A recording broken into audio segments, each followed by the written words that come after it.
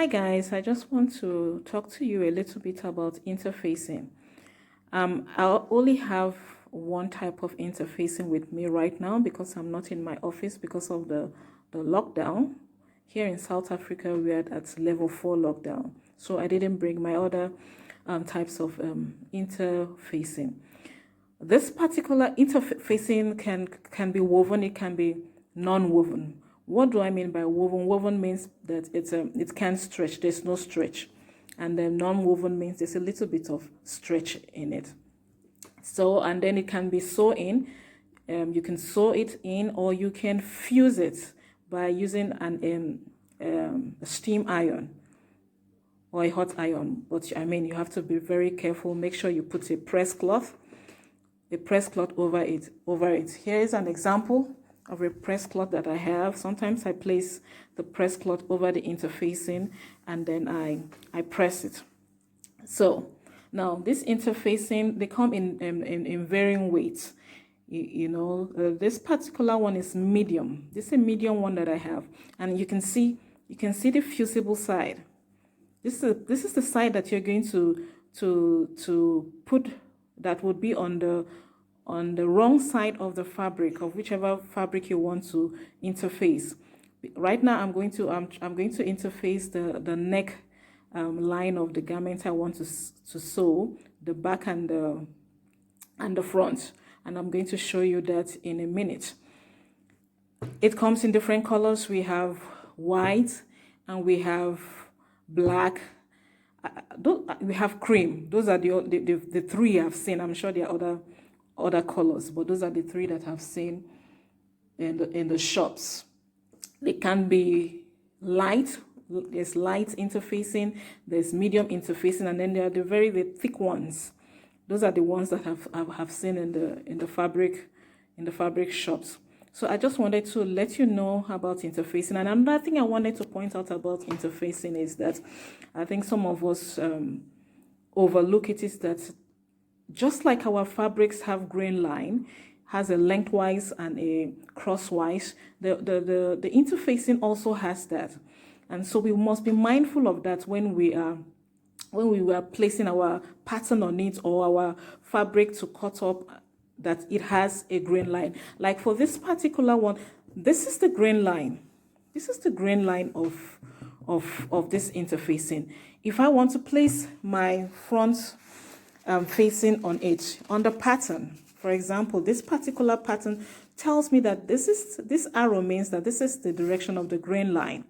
So if I'm going to place this and cut it up, cut up the interfacing, I'm going to place it in this direction, not in this direction, or not like this. It's going to mess up the garment, that the finished garment. It will not look right.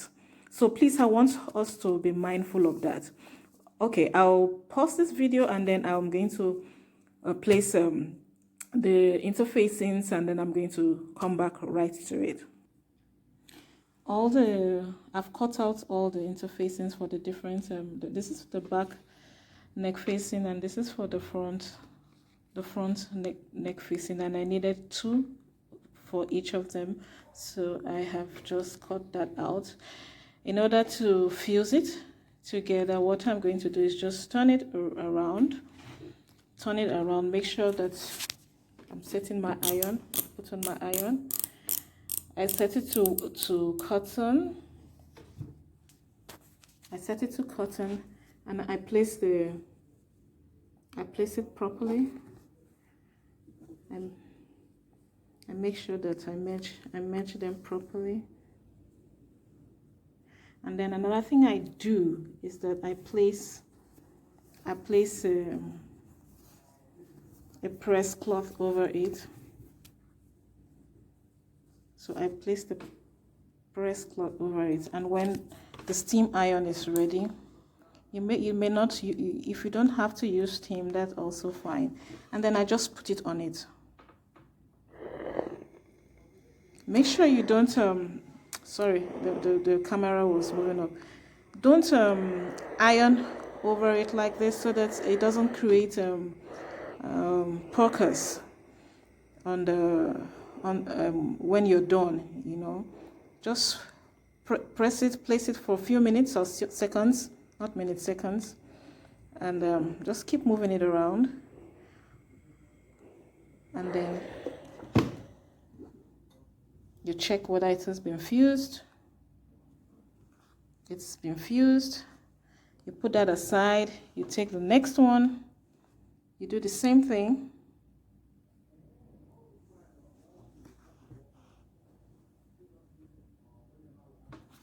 And then you press. Leave for a few minutes. You leave for a few minutes. Leave for a few seconds. Sorry, minutes, seconds. Yeah. You keep doing that until you're sure that it's okay. I don't like ironing around it because I discovered that it creates this pockets of air or wells or something like that on the fabric and doesn't make it look good. So this back neck facing has been fused. And then once you finish with fusing them, you leave it for a little while. You don't use them immediately. Just leave it for a little while so that it can set. And before you begin sewing on them, it's advisable to just leave them for a few minutes or seconds for them for it to set. So I'm going to do the front interfacing. I turn it around. I'm using my camera with one hand, so that's why it's a little bit difficult navigating it. And another thing, once you're done, don't forget to transfer the markings from your pattern to the fabric, or rather to the wrong side, to the interfacing part, so that you can see. Don't forget to do the transfer after you have placed the interfacing. So what I'm going to do now is to remove my press cloth and just cover it. And you can use any cotton fabric, tightly woven fabric can act as a press cloth. So I do that. Calico is good as a press cloth. You can use that.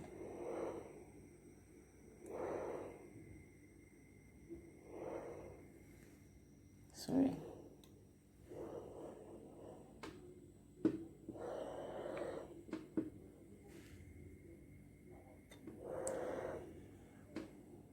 I'm sure you get the idea now. You understand that what I've just mentioned, that you press the iron onto the interfacing,